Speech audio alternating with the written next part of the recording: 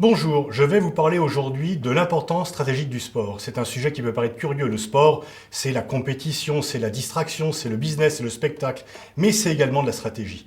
Depuis le départ d'ailleurs, Coubertin veut réinventer les Jeux Olympiques dans un but stratégique, pacifier les relations internationales, mais également former physiquement la jeunesse française pour prendre la revanche contre l'Allemagne après la défaite de 1870. Parce qu'il avait compris que si l'armée française avait perdu contre l'armée allemande, c'est que celle-ci était mieux préparée. Et on a tous en mémoire, bien sûr, les Jeux Olympiques de Berlin, la Coupe du Monde 1934 en Italie, qui déjà a la première d'utilisation du sport au profit d'un régime, même si beaucoup de mauvaises interprétations sont faites de Berlin, parce que finalement Hitler a été humilié de voir Jesse Owens, un sprinter noir, remporter 4 médailles d'or, et surtout se lier d'amitié avec Dieter Lutz, un bon arien allemand, sauteur en longueur également, qui l'a enlacé dans la plus grande tristesse et colère d'Hitler. Jesse Owens, faut-il le rappeler, ne sera pas reçu à la Maison-Blanche en 1936 au retour parce que le président Roosevelt ne veut pas recevoir un noir en pleine campagne électorale. Les exemples historiques sont multiples, vous en connaissez certains. Mexico 68 avec les poings levés des 2 sprinteurs américains qui attirent l'attention sur la cause noire aux États-Unis. Mais venons-en à l'actualité plus précise, plus maintenant. Si le sport a pris encore plus d'importance aujourd'hui, c'est que sa médiatisation est beaucoup plus forte et que la puissance a changé de sens. L'image, ce qu'on appelle le soft power, sur lequel vous avez déjà eu des explications, sont désormais des éléments vraiment plus importants qu'auparavant de la puissance. La première Coupe du Monde de football a eu lieu en 1930. Un grand voyage qui a duré plus de 15 jours pour les équipes européennes qui sont parties en Uruguay où elle avait lieu. Dans l'Auto, le journal sportif de l'époque, l'ancêtre de l'équipe, il y a seulement 18 lignes. Le lendemain du premier jour du match de l'équipe de France pour rendre compte de la victoire de l'équipe française. Aujourd'hui, en 2014, pour la Coupe du Monde au Brésil, tous les journaux, toute la presse, tous les médias, y compris les médias non sportifs, rendaient compte du sport, rendaient compte de la compétition et on a eu des pages, des heures de retransmission parce que le sport occupe un espace médiatique très fort et que la télévision a permis la construction d'un stade virtuel dans lequel le nombre de places est illimité. Il y a des milliards de téléspectateurs qui peuvent occuper un siège et regarder en même temps, quel que soit leur âge, quel que soit leur lieu d'habitation, quel que soit leur régime politique, regarder la finale de la Coupe du Monde ou la finale du 100 mètres aux Jeux Olympiques. Et donc aujourd'hui, le sport est un élément essentiel de la puissance. Auparavant, la puissance était avant tout la puissance militaire, la puissance démographique, bien sûr la puissance économique. En termes d'image, aujourd'hui, l'aura des sportifs est devenue extraordinaire. Tout le monde connaît Cristiano Ronaldo. Il y a peu de gens, y compris parmi ceux qui sont le plus au fait de l'actualité, qui pourraient citer le nom du Premier ministre du Portugal, sans lui faire offense. Et bien sûr, Usain Bolt est connu dans le monde entier, alors que la renommée du Premier ministre de la Jamaïque est nettement moindre. Les grandes icônes sportives sont devenues les citoyens d'un village global que tout le monde connaît, que tout le monde admire et qui dépasse non seulement les frontières, mais également les clivages politiques, les clivages ethniques, les clivages religieux et les clivages sociaux, sans parler des clivages de genre. Aujourd'hui, les sportifs sont des ambassadeurs en short, en maillot de bain ou en combinaison. Ils incarnent le pays.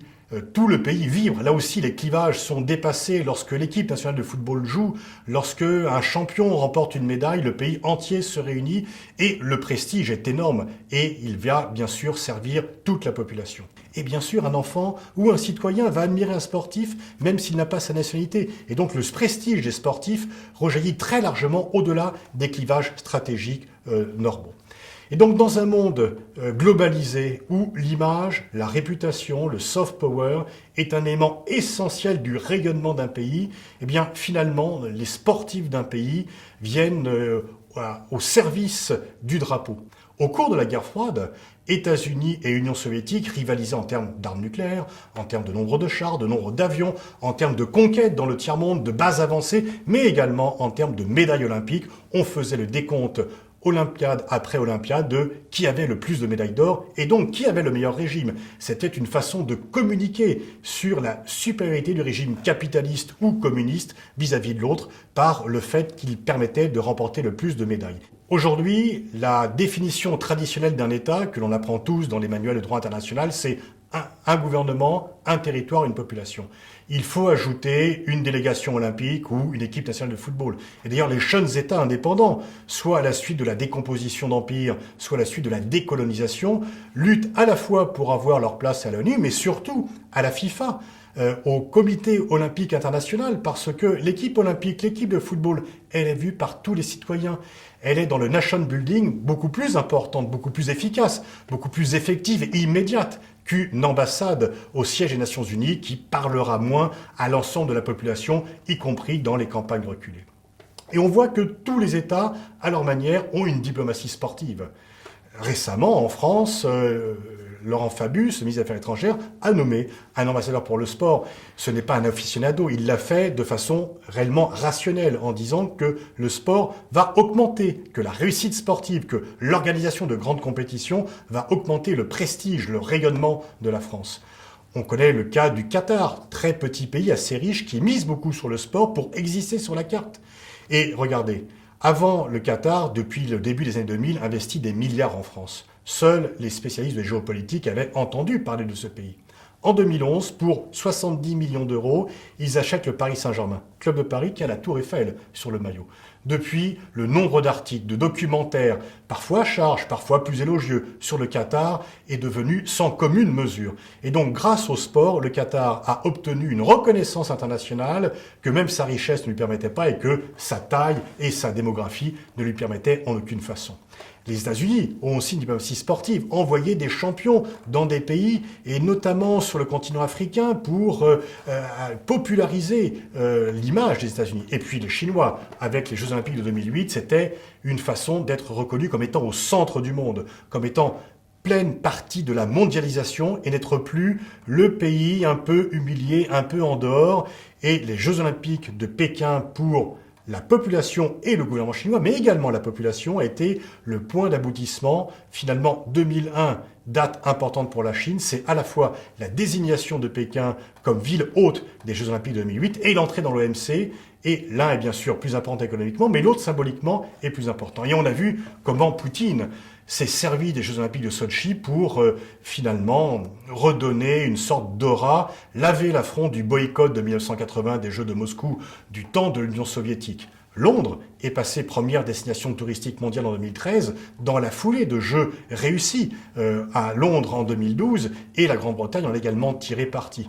Et donc chaque pays, selon sa tradition, selon ses compétences, essaye de mieux valoriser sa capacité d'organiser les compétitions sportives. Il y a une véritable concurrence féroce pour obtenir les événements et puis également obtenir des médailles pour rayonner au firmament des étoiles mondiales. Mais c'était déjà le cas auparavant. Peut-être les plus anciens d'entre vous ont en mémoire ce dessin de Jacques Faisan dans Le Figaro en 1960, après des Jeux Olympiques qui avaient été une catastrophe en termes de résultats pour la France. Et on voit le général de Gaulle en survêtement avec des baskets. Et bien sûr, de Gaulle n'était pas un pratiquant du sport, disant décidément dans ce pays, si je ne fais pas tout moi-même. Et de Gaulle, après l'humiliation des Jeux de Rome de 1960, lui qui voulait relever la France, disait que la France ne peut pas rayonner dans le monde, ne peut pas être respectée par le reste de la planète si ces sportifs sont humiliés dans les stades. D'où la construction de fonds Romeu, la création de l'INSEP et une véritable politique pour faire émerger les talents sportifs pour que également, bien sûr l'arme nucléaire, bien sûr la fin des guerres coloniales, bien sûr le départ de l'OTAN intégrée, mais également une meilleure politique sportive pour que la France soit fière d'elle-même et de ses athlètes sur la scène internationale. Le sport, c'est donc aujourd'hui un élément de la puissance, mais à une différence près. C'est que cette puissance suscite l'admiration et pas le rejet. En sport, la domination suscite plutôt l'admiration, si l'équipe est sympathique. L'équipe de football du Brésil à une certaine époque, pouvait battre toutes les autres équipes. Mais pour autant, elle n'était pas détestée. Elle était au contraire admirée, adulée. On la recherchait. Un champion qui va écraser de sa classe et de ses performances les autres va être porté au pinacle. Alors qu'un pays qui domine trop les autres sur le plan économique, sur le plan stratégique, très rapidement, va susciter la jalousie. Et donc le sport, c'est la puissance mêlée à de la sympathie. Si bien sûr, le sportif n'est pas trop arrogant et qu'il accepte parfois la défaite. Parce que en sport, les défaites ne sont jamais permanentes. On va rejouer le match, on va réaliser une compétition. On peut rêver à la revanche. Et c'est une façon de canaliser l'affrontement de manière pacifique. Certains disent que le sport suscite l'antagonisme entre les nations. Non, il permet de connaître les autres nations. Finalement, très souvent, un enfant aura la connaissance d'un pays étranger, tout d'abord par la nationalité d'un sportif qu'il admire, dont il a le poster dans sa chambre, dont il regarde les exploits à la télévision, dont il consulte sur des vignettes ou dans les magazines les photos et les exploits. Et donc le sport, c'est de la compétition, mais qui est régulée, qui est organisée, qui est arbitrée. Le sport n'est pas la guerre, c'est au contraire la sublimation de la guerre. Finalement, le sport permet une sorte d'affrontement symbolique qui est moins pénible que les autres, mais qui permet quand même aux nations d'exister et de rivaliser de façon finalement pacifique au final.